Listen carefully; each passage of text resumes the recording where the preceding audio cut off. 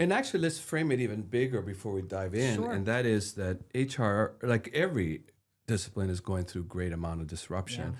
I mean, there's some major companies that have talked about not needing Right. HR That's anymore, right. that it could be replaced by AI. Right. And in fact, AI is already doing a lot of filtering of resumes, Yep. even making some preliminary decisions about who should be hired or not Right. hired. And so, HR is in a cost management intensive environment, and with certain things being questioned about whether it's necessary to be done for a corporation, and whether, it can be outsourced to the AI or the outsourceable HI that is in different parts of the world. So you and I have been part of organizations where risk reduction in force is real, and HR tends to be, kind of a victim, of those things for all of the reasons that you're, talking about. Any one of them is putting a great amount of stress on human resource professionals, right? Yeah. Let's talk with burnout. I mean, how's that playing out for corporations, and where does HR come in that? So, in 2019, COVID hit hard.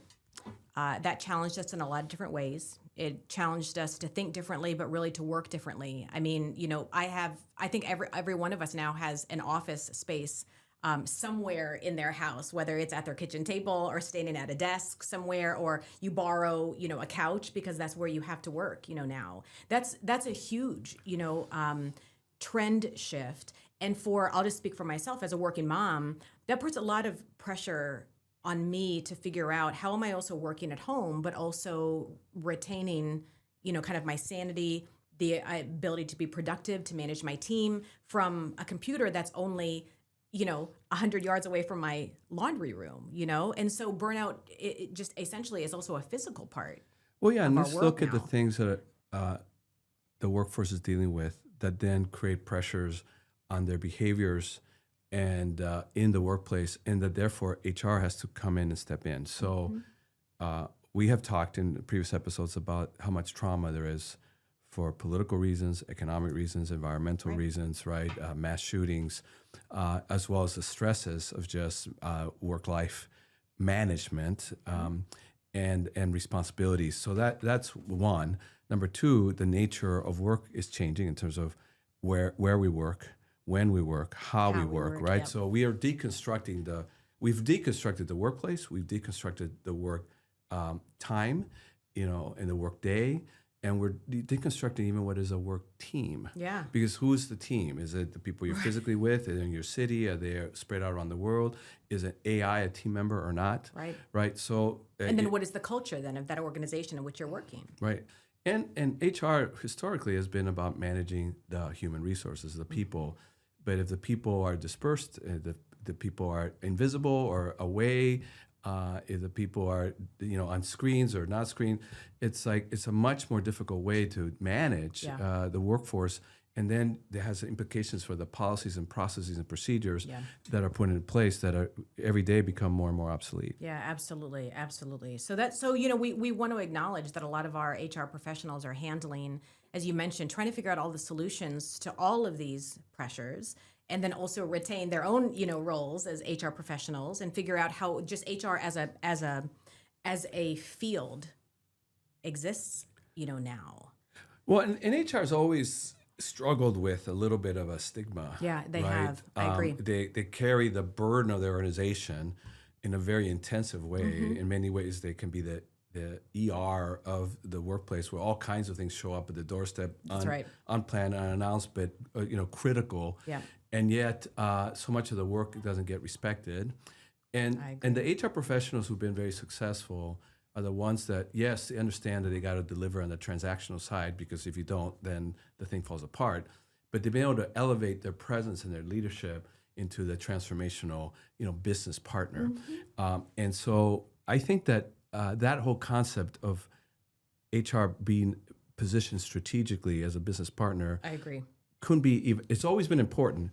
But now this is a moment for HR to really slip in there, because business leaders are at a loss about how to manage their people in an effective way when everything around them is changing. Yeah, absolutely. Well, and it's interesting because, having been in HR myself, I know that you've felt this when you walk into a room or you join a meeting. A lot of people just kind of roll their eyes because people look at HR as kind of the punitive group. Oh, your HR is here because you're in trouble now, or HR is here because you've done something wrong. But I agree with you entirely. Like repositioning HR as an operational necessity, not as a service. HR has always been positioned as a service part of the organization, and that's I think why some of the value has gone away, or have people perceive that it doesn't have as much value. But positioning it, especially now, as an operational necessity and a mission critical, especially given the burnout is. And I would is add really also important. a strategic necessity. Yeah.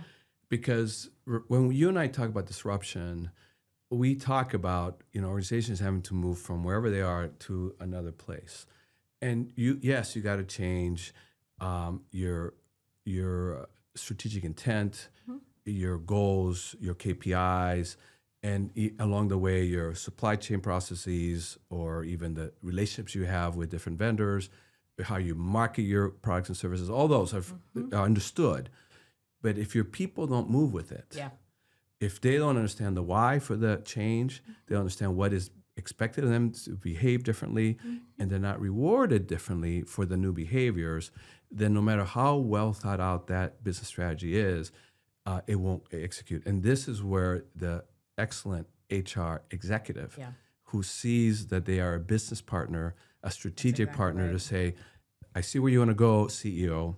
Let's make sure that your people follow. Yeah. And this is what needs to happen. Yeah, I agree. Well, and everybody says, I mean, the number one asset for any organization are your people. You spend a lot of money and time on your people, and so to get the largest return on your investment is to implicate them and to involve them strategically. I completely agree, with that. One of the things, Andres, that you and I also talked about is this return to work part. And now our teams are very dispersed. So when I joined Allstate in 2021, we had the big, building. It was this beautiful building in Chicago down on the interstate. And when I joined, it was right after COVID. And Allstate, like many organizations, decided that it was too much money because all the real estate that we had bought or that we were using was no longer. And it was remodeled not that long ago, entirely That's end right. to end. It was That's remodeled. Right. You're right. I forgot about that. That's right. But that a whole bunch of real estate was no longer being used. Anywhere between, I think, at least for Allstate, it was less than 15% of our real estate in Chicago was being used post-COVID. And so they made the decision to tear everything down. Everything is gone. It's leveled. Allstate. It's I completely mean, it was leveled. several acres big, and you go by it on the interstate, And it's 94, gone. and it is leveled And it's to gone. the ground. Yep. Yeah. And then the right across the street is Estellas, where I also used to work. Estellas owned these two beautiful buildings. You remember that? That's where you and I, kind of rekindled our friendship. And one of the buildings has now been sold, and so Estellas only uses, I think, half of the second building. So again, real estate is gone, and so HR. That's another, kind of trend and an issue that our HR professionals, our HR colleagues are handling. This idea that now we're asking people to come back. But what are they going to come back What? to? Yeah. And where? So let's. I would love to hear your thoughts about that.